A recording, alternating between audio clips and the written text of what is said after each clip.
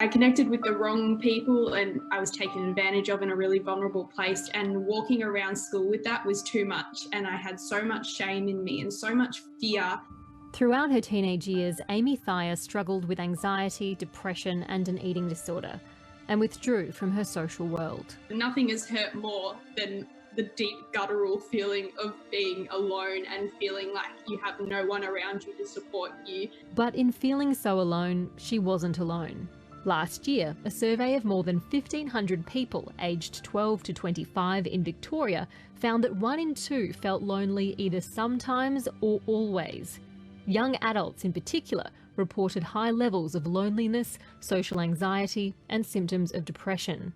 What was really surprising, and this is something that I would not have hypothesized, was actually the 18 to 25-year-olds seem to be more vulnerable. Loneliness is not just a mental health problem. We have a lot of emerging robust evidence now that says that loneliness has detrimental negative physical health conditions as well as mental health conditions. As a health risk, being lonely is worse than not exercising, as harmful as being an alcoholic, and equivalent to smoking 15 cigarettes a day. Research on mice suggests that isolation makes us less empathetic and prone to aggression. The rise of the internet and the intoxicating power of social media are obvious culprits. By the age of 12 to 13, Aussie kids spend up to 30% of their waking hours in front of a screen. But Michelle Lim says it's not that simple. Social media tends to be, a scapegoat of the problems that we have with loneliness, but loneliness is actually a consequence of multiple risk factors. What we do have to do is encourage young people to use them in more positive and helpful ways.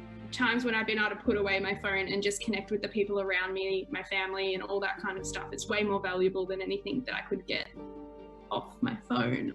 In her new book, The Lonely Century, Nerina Hertz argues that the loneliness crisis well predates digital technology. 35, Murph. She points to 1980s neoliberalism, with its emphasis on self-reliance and competition as having created widespread feelings of powerlessness and invisibility.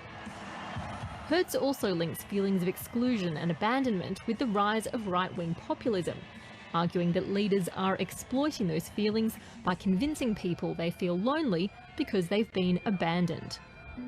The causes and consequences of loneliness are right at the heart of the biggest political and social questions our society faces.